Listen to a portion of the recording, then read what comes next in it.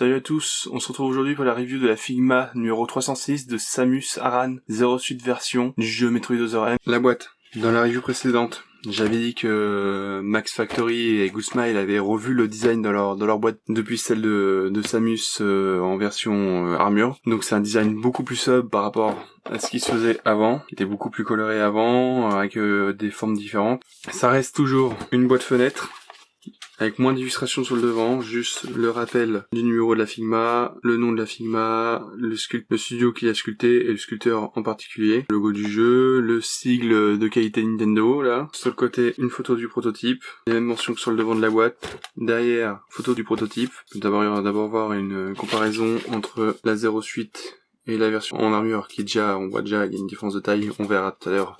Comparé avec celle d'avant. L'autre côté, encore une photo du prototype, la rappel des mentions, le dessus, Max Factory, Goosemile, Figma, identique en dessous. Donc la figurine, déjà, vous voyez, je la présente sur socle parce qu'elle a un bon problème d'équilibre. Les pieds sont beaucoup trop petits pour tenir le poids de la figurine, donc elle a souvent tendance à tomber dans ma vitrine. Donc pour y remédier, j'y ai mis le socle avec tuteur, et le socle avec tuteur qui a justement une rallonge spécifique avec un autre angle pour la présenter. On va faire une comparaison de taille immédiatement avec la Samus version armure. Mise côte à côte, on voit déjà une grosse différence avec cette Figma là, c'est que Samus en version Zero Suite est beaucoup plus petite que la version armure. La version armure mesure 15 cm et la version Zero Suite en mesure seulement 13,5. Ça fait déjà un gros choc quand on l'a en main, mais alors comparé à la version armure, c'est encore plus flagrant. Donc de plus près, voilà la figurine. Très bien peinte, bien sculptée. Peinture bien brillante, encore une fois. Pas de défaut. Le trou pour fixer le socle. Une belle paire de fesses. Les talons aiguilles, pas sûr que ce soit pratique au combat. Et justement, quand vous voyez la surface de contact des pieds, faut pas s'étonner qu'elle ait tendance à tomber en vitrine. Pas mal d'impressions pour la peinture. Le logo sur la main, pareil dans le dos. Le visage est vraiment bien peint. Ça donne de l'impression, pareil, avec la petite mouche. Les yeux, ce qui souffre pas de strabisme. Donc niveau articulation, on va faire déjà la queue de cheval, qui a articulé sur un ball peg. Avec le petit nœud rouge de pain pour tenir les cheveux, normalement. La tête, on peut regarder légèrement en haut, bien en bas. Pas d'articulation au cou. Les bras, alors, on peut, pareil que sur la Mafex Robocop, les sortir de leur cavité pour, voilà, augmenter l'amplitude de mouvement des bras. Donc, rotation, on peut les plier, on peut bien faire travailler l'épaule. Les coudes se plient très bien. Tourne. Pareil pour les mains. Rotation. Aussi. Articulé seulement au thorax. On peut regarder en bas, regarder en haut. Se pencher sur les côtés. Ça tourne bien sûr. Les jambes, même chose que pour les bras. On peut les tirer légèrement pour qu'elles sortent de leur activité et augmentant l'amplitude de mouvement. Les genoux se plient comme ça. Et les pieds, on peut les incliner avant-arrière, les tourner. Voilà.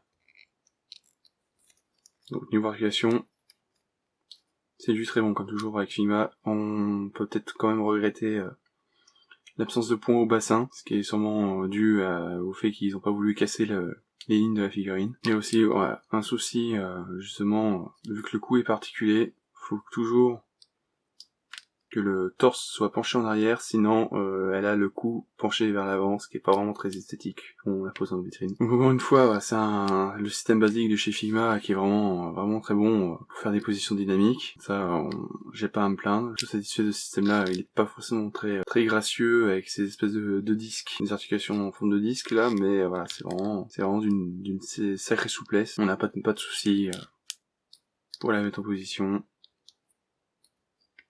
À part, bon, voilà, encore On verra tout à l'heure. À part encore le problème d'articulation, le manque d'articulation au cou, pour moi qui est un des points assez dommageable pour la figurine. Maintenant, les accessoires.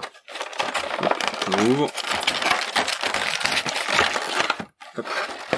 Premier accessoire qu'on va regarder. Pour ceux qui ont fait le jeu, doivent savoir ce que c'est. Donc le casque d'Adam Malkovich, le supérieur et ami de Samus. Bon, si vous savez pas ce que c'est, regardez un peu sur internet, vous comprendrez. C'est des éléments clés, on va dire, de l'univers de Metroid. Bien réalisé. Pas mal de décalcos. 0,7. Les petites flèches sur le côté du casque. Encore un 0,7 derrière. Il est creux, c'est qu'on peut le mettre dans les mains de Samus. On verra tout à l'heure quand on regardera de plus près les mains. Bien peint, pas de débordement. Ensuite, tête alternative de Samus avec les cheveux courts, ainsi qu'un visage alternatif où elle sourit. Alors personnellement, je suis pas trop fan de celui-là. Je trouve qu'elle a un air d'idiote quand elle sourit, voilà, faut le dire. Mais il est quand même bien réalisé, hein, pas comme pour le visage sérieux, on va dire. Les yeux regardent légèrement de côté. Les lèvres sont bien peintes, il y a encore la mouche en bas, elle a une oreillette, donc pour les changer c'est pas compliqué. On tire, et on remplace. Voilà. Les cheveux sont bien sculptés. Et pour changer les expressions faciales, il faut retirer. Ouh, tout qui saute. Je cherche tout à l'heure. On retire les cheveux, pareil là aussi. On retire la mèche de cheveux, qui nous laisse ça. Et hop, on change.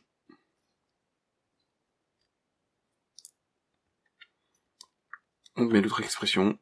On remet les cheveux. Et voilà, donc voilà, je préfère vraiment ce visage-là, ce visage sérieux, que le visage avec le sourire en coin, que je trouve un peu niais, il faut avouer. Je vais les mettre côte à côte pour vous faire une comparaison. Voilà, c'est celle avec les yeux en coin et qui sourit, je suis vraiment pas fan. Vraiment un air d'idiote. Donc, les mains, encore une fois, elles sont dans un sachet plastique, à zip. Donc, des mains vraiment petites. Si vous regardez par rapport à la taille de mon doigt, qui sont vraiment petites mais bon, bien réalisées, elles ont toutes un logo d'imprimé dessus. Du moins pour les mains gauches. Alors, je vais en trouver une autre quand même. Il y a de la pression. Voilà. Le logo.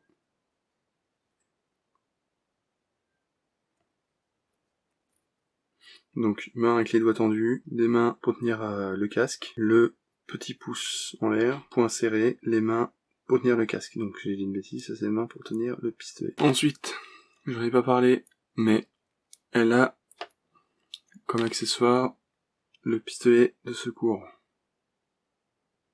qui est bien réalisé lui aussi, bien peint, bien sculpté. On a aussi une poignée de pistolet qui vient se clipper dans le holster pour faire illusion que le pistolet est rangé dans le holster. Donc voilà, c'est tout pour cette review. Pour finir, voilà, une petite comparaison de taille entre la 7 pouces de NECA, la Nanosuite 2.0 que je ne présente plus, et la Mafex de Robocop.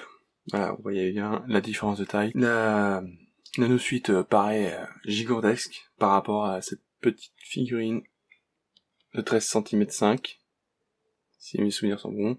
Pareil pour le Robocop, voilà, il est immense par rapport à cette Samus. À côté de la Figma Samus en armure, pour rappeler voilà la différence de taille entre la version sans armure, la version avec armure, et c'est là où on se demande comment Samus fait pour remplir entièrement cette armure. Donc voilà, je vous dis à la prochaine, n'hésitez pas à liker, commenter, partager, à vous abonner, à mettre la cloche, et d'ici là, portez-vous bien.